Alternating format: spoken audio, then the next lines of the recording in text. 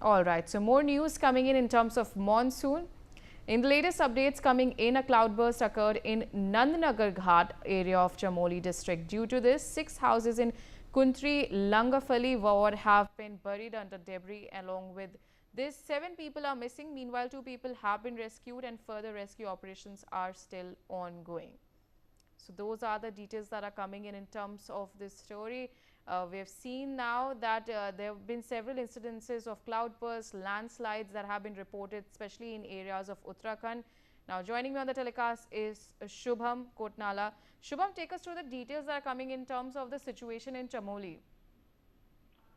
जी बिल्कुल, बात करें तो जिस तरह से उत्तराखंड में मौसम का लगातार अलर्ट है, उसके अनुरूप जो है चमोली जिले में भी भारी बारिश देखी गई। और इसी भारी बारिश के चलते जो है नंदानगर जो है चमोली में, वहां पर भारी नुकसान की सूचना आई है। इसमें सूचना अभी तक जो ताजा जानकारी सामने आई है, उसमें 10 लोगों के लापता होने की जानकारी सामने आई है। इन 10 लोगों में से 4 महिलाएं भी हैं और कई ऐसे भी महिलाएं और पुरुष हैं जो कि 60 वर्ष से अधिक के हैं।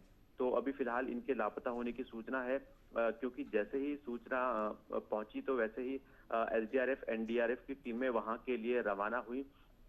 हालांकि इसमें जो है पूरे बादल फटने की घटना के दौरान करीबन 5 से 6 जो मकान है उनके भी क्षतिग्रस्त होने की सूचना यहाँ पर आई है। तो हम कह सकते हैं कि इसमें बारिश के चलते लगातार जो नुकसान हुआ है, इससे काफी ज्यादा इस समय जो है वहां पर स्थिति संवेदनशील बनी हुई है। लोगों को हालांकि जो है सुरक्षित स्थान पर लोग पहुंच चुके थे, लेकिन बावजूद इसके कुछ लोग जो है इस पूरे मलबे और इसमें भारी बारिश की चपेट में आ गए, जिनकी अभी तलाश फिलहाल जारी है। अभी तक कुछ सूचना इस तरह की नहीं आई है कि फिलहाल कोई इसमें जानकारी मिली हो, लेकिन तलाश लगातार जारी है। आसपास भी लोगों को सतर्क करने के निर्देश दिए गए हैं और रेस्क्यू टीमें पूरी वहां पर पहुंचने की जो है पहुंच रही है, जिसके चलते वहां पर रेस्क्यू कार्य को अंजाम दिया जा रहा है। लेकिन इसके साथ ही हम बात करें तो पूरे प्रदेश भर में भी मौसम की लगातार स्थिति खराब देखी जा रही है। इस वक्त हम बात करें तो देहरादून और हरिद्वार जिले के लिए 3 घंटों के लिए रेड अलर्ट जारी किया गया था सुबह के वक्त, और इसके साथ टिहरी और पौड़ी जिले के लिए भी ऑरेंज अलर्ट जारी किया अगले 3 घंटों के लिए।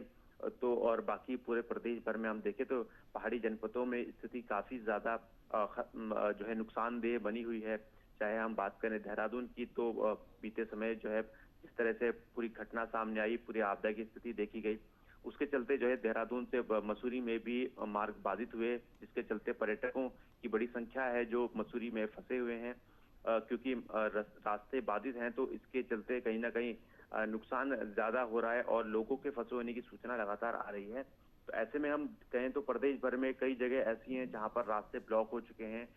कई जगहों पर जो है मलबा आने के चलते काफी वहां लोगों को दिक्कतें हो रही है। हालांकि प्रशासन की टीमें पहुंच रही हैं, संभव अपना प्रयास कर रही हैं कि वहां पर जो भी क्षतिग्रस्त सामान है उनको ठीक किया जाए और लोगों को, क्योंकि इस समय जिस तरह से नंदानगर से सूचना आई है, तो पूरा प्रयास यही है कि जो नंदानगर में लोग लापता बताए गए हैं उनको कहीं ना कहीं जल्दी सकुशल जो है बरामद कर लिया जाए। इसके अलावा जो कुछ लोग हैं उनको भी सुरक्षित स्थानों पर पहुंचाने की जो है कार्रवाई की गई है।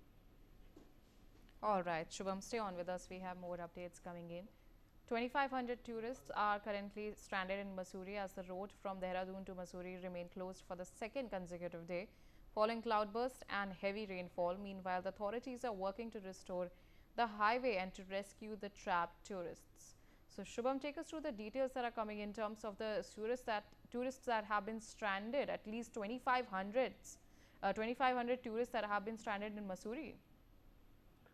जी बिल्कुल, बात करें तो हम जिस तरह से 15 सितंबर की रात के समय भारी बारिश के चलते जो है जिले की कई नदियां जो है उफान पर आ गई थी, उसके चलते भारी बारिश हुई और देहरादून से मसूरी के लिए जो मार्ग जाते हैं उनमें भी काफी ज्यादा नुकसान देखने को मिला। सड़कें वॉश आउट हो चुकी, कई जगहों पर मलबा आ गया, कई जगहों पर पेड़ों के गिरने की सूचना आई। तो ऐसे में मार्ग काफी ज्यादा बाधित हुए हैं। जो पर्यटन मसूरी गए थे और मसूरी से वापस आना चाहते थे, कहीं ना कहीं उनको भी अब वहां पर फंसे होने की सूचना मिल रही है, क्योंकि वो नीचे नहीं आ पा रहे हैं। हालांकि इस दौरान जो है लोगों के भी मदद के हाथ लगातार आ रहे हैं। जो होटल एसोसिएशन है मसूरी की, उनकी ओर से जो है जो पर्यटन है उनको सुरक्षित वहां पर रखने के लिए और रहने के वहां पर उन्होंने पहल की है कि निःशुल्क उनको सुविधा दी जाएगी। खाने पीने से लेकर तमाम सुविधाएं उनके लिए रहेंगी जब तक वहां वो रहेंगे। उसके बाद प्रशासन का भी पूरा प्रयास है कि वो अपने गंतव्य तक, अपने घरों तक जा सकें।